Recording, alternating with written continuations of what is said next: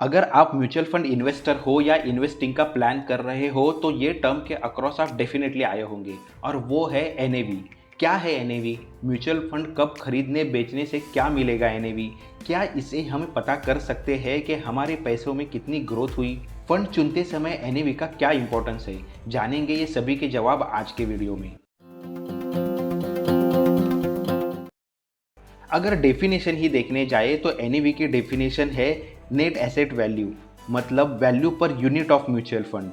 यानी अगर हम as an investor mutual fund खरीदते या बेचते हैं तो वो एनएवी के प्राइस पर खरीदने या बेचनी है। उसी तरह जिस तरीके से हम कंपनी में निवेश करते समय शेयर के प्राइस के अनुसार उसे खरीद बेच करते हैं। एग्जाम्पल से हमें ये समझने में काफ़ी आसानी होगी। तो चलो मान लेते हैं कोई एक म्यूचुअल फंड है जिसको 100 करोड़ रुपए का फंड कलेक्ट करना है। अभी ये फंड इस 100 करोड़ को कहीं ना कहीं इन्वेस्ट भी करेगा, तभी तो वो रिटर्न जनरेट करके हमें वो रिटर्न दे पाएगा। अभी ये फंड के जो ओनर्स हैं उनको ये फंड के लिए इन्वेस्टर देखने हैं, तो हो सकता है वो 10 करोड़ वाले 10 इन्वेस्टर ढूंढे।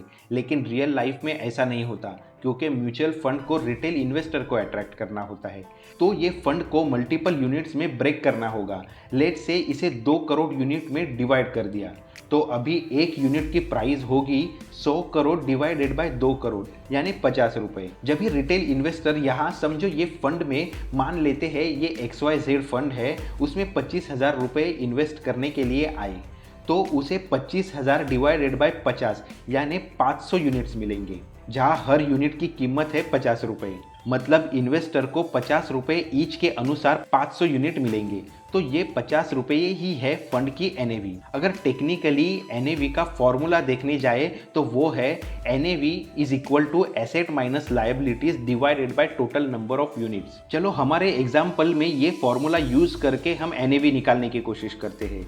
तो हमारे केस में 100 करोड़ रुपए है, उसे ये फंड इन्वेस्ट करेगा। हो सकता है वो स्टॉक्स में करे, बॉन्ड्स में करे या कुछ कैश भी रखे। अभी इनके पास लायबिलिटी क्या होगी? तो वो होगी फंड मैनेज करने के लिए जो भी ऑफिस एक्सपेंसेस लगते हैं, जो भी एडमिन एक्सपेंसेस लगते हैं, फंड मैनेजमेंट एक्सपेंसेस लगते हैं, वो सब। तो ये एसेट माइनस लायबिलिटीज़ को टोटल नंबर ऑफ यूनिट्स जो हमारे एग्जाम्पल में 2 करोड़ है उनसे डिवाइड करें तो जो आएगी वो होगी एनएवी। अभी चलो हमारा जो एग्जाम्पल का म्यूचुअल फंड है उसे मान लेते हैं वो कोई इक्विटी म्यूचुअल फंड है और वो सिर्फ 2 स्टॉक्स में इन्वेस्ट कर रहा है। एक तो है ICICI बैंक और दूसरा इन्फोसिस। ये मानते हैं फंड्स ये दोनों में 45 करोड़ ईच डाल देगा और बाकी जो 10 करोड़ है उनको कैश करके अपने पास रखेगा। ये हो गए फंड के एसेट्स। अभी लायबिलिटीज़ में देखें तो फंड मैनेजमेंट फीस है जो हम 2% मान के चलते हैं। अभी ये 2% फीस है एनुअली, उसे अगर पर डे से कैलकुलेट करनी है तो ये 2% को हम डिवाइड कर देंगे 365 से, तो हमें मिलेगी जो वैल्यू वो होगी 0.02 डिवाइडेड बाई 365 इंटू 100 करोड़, जो तकरीबन 54,800 होगी।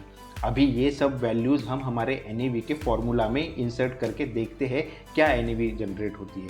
तो हमें एनएवी निकल के आएगी 100 crore minus 54,800 divided by 2 crore, जिसकी वैल्यू होगी 49.99। अभी दोस्तों यहाँ पे जो लायबिलिटी है वो है 54,800, जो 100 करोड़ के मुकाबले काफ़ी निग्लिजिबल है। अगर हम उसे निगलेक्ट करें तो जो एनएवी आएगी वो रहेगी तकरीबन 50,000 रुपये। और इस तरह अगर 25,000 निवेश करने हैं तो हमारे फंड में हमें मिलेंगे 500 यूनिट्स। अभी आगे बढ़ते हैं और ये देखते हैं कि रिटर्न कैसे कैलकुलेट होंगे। समझो फंड ने जो ICICI बैंक और इन्फोसिस में इन्वेस्टमेंट की है वो अप्रिशिएट हो जाती है 10 करोड़ रुपए से, तो फिर हमारे एसेट में क्या बढ़ोतरी होगी? वो होगी 55 करोड़ प्लस 55 करोड़ प्लस 10 करोड़ जो कैश अपने पास अवेलेबल है, यानी टोटल एसेट हो जाएंगे 120 करोड़। अभी मैनेजमेंट एक्सपेंसेस है जो निग्लिजिबल है, चलो हम उसे निगलेक्ट कर देते हैं। तो एनएवी होगी 120 करोड़ डिवाइडेड बाय 2 करोड़, जहाँ 2 करोड़ है टोटल यूनिट्स, तो एनएवी निकल के आएगी 60 रुपये। अभी हमारे पास है 500 यूनिट, तो उनकी वैल्यू हो जाएगी 500 इंटू 60 रुपीज़ यानी 30,000 रुपये। इसी का मतलब अभी हम ये फंड से पैसे निकाले तो हमें मिलेंगे 30,000 रुपये।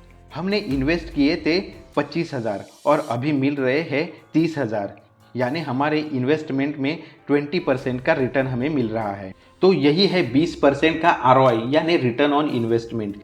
एक तरीके से देखा जाए तो जैसे किसी कंपनी में हमें निवेश करना है तो शेयर प्राइस के अनुसार हम उसके शेयर्स खरीदी करते हैं। उसी तरीके से म्यूचुअल फंड में हमें निवेश करना है तो उसके यूनिट्स हमें उसके एनएवी के प्राइस के अनुसार मिलते हैं। अभी देखते हैं कब खरीद बेच करने से कौन से वैल्यू का एनएवी हमें मिलेगा। भले कंपनी के शेयर प्राइस और म्यूचुअल फंड के यूनिट्स के एनएवी में सिमिलैरिटी है, लेकिन इनमें एक मेजर डिफरेंस भी है। शेयर्स आप जिस भी मोमेंट पे खरीदते या बेचते हैं वही प्राइस एप्लीकेबल होता है, लेकिन म्यूचुअल फंड में यूनिट्स में ये लागू नहीं होता है। हर दिन के क्लोजिंग के बाद फंड की एनएवी डिसाइड होती है। अगर दिन में दोपहर 3 बजे से पहले आप म्यूचुअल फंड में खरीद या बेच करते हैं तो वो ट्रांजैक्शन पे उस दिन का एनएवी एप्लीकेबल होगा, लेकिन वही काम अगर 3 बजे के बाद करें तो नेक्स्ट दिन का एनएवी एप्लीकेबल होगा। एनएवी का फॉर्मूला जानने के बाद एनएवी फंड सिलेक्शन के लिए कितना इम्पोर्टेंट है ये आप शायद समझ गए होंगे, लेकिन फिर भी डिटेल जानकारी के लिए हम एक एग्जाम्पल से वो भी समझने की कोशिश करते हैं। मान लेते हैं हमने 2 म्यूचुअल फंड में अक्टूबर 2023 में निवेश किया। एक है म्यूचुअल फंड ए तो दूसरा है म्यूचुअल फंड बी। ए का एनएवी प्राइस है 10 रुपये तो बी का एनएवी प्राइस है 100 रुपये। दोनों में हमने 20,000 रुपये का निवेश किया। अभी म्यूचुअल फंड ए में हमें यूनिट्स मिलेंगे जो भी इन्वेस्टेड अमाउंट है उसको एनएवी प्राइस को डिवाइड करने के बाद, यानी 20,000 को हम 10 से डिवाइड करते हैं तो हमें जो 2,000 यूनिट्स मिलेंगे वो होंगे हमारे म्यूचुअल फंड ए में मिलने वाले यूनिट्स। उसी तरीके से फंड बी में हमें मिलेंगे 20,000 डिवाइडेड बाय 100 यानी 200 यूनिट्स। अभी मानते हैं दोनों फंड्स ने साल में 10% के रिटर्न दिए, तो अक्टूबर 2024 में फंड ए की एनएवी होगी 11 रुपये तो फंड बी की एनएवी होगी 110 रुपये।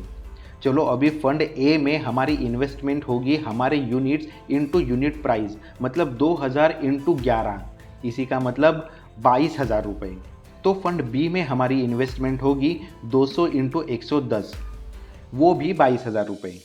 तो आपने देखा एनएवी अलग अलग होने के बावजूद दोनों फंड में सेम निवेश है तो रिटर्न भी सेम ही है, यानी कौन सा फंड कितना रिटर्न दे वो उसके एनएवी पर बिल्कुल भी निर्भर नहीं है। इसीलिए एनएवी फंड सिलेक्शन के लिए कोई भी इम्पोर्टेंट पैरामीटर नहीं माना जाता। म्यूचुअल फंड सिलेक्शन के लिए कौन से पैरामीटर्स इंपॉर्टेंट है वो किसी और वीडियो में हम ज़रूर देखेंगे। दोस्तों, YouTube पे एंटरटेनमेंट के अलावा नॉलेज ढूंढने वाले, सेल्फ फाइनेंस को इम्पोर्टेंस देने वाले आप जैसे काफ़ी कम ही लोग होते हैं जो सच में अप्रिसिएशन डिजर्व करते हैं। आज के वीडियो से आपको थोड़ी भी हेल्प हुई हो, थोड़ा भी नॉलेज मिला हो तो ये वीडियो को लाइक करें। चैनल में आप नए हो तो इसे सब्सक्राइब करें ताकि फाइनेंस रिलेटेड न्यूज़, अपडेट और टिप्स आपको हमेशा मिलती रहे।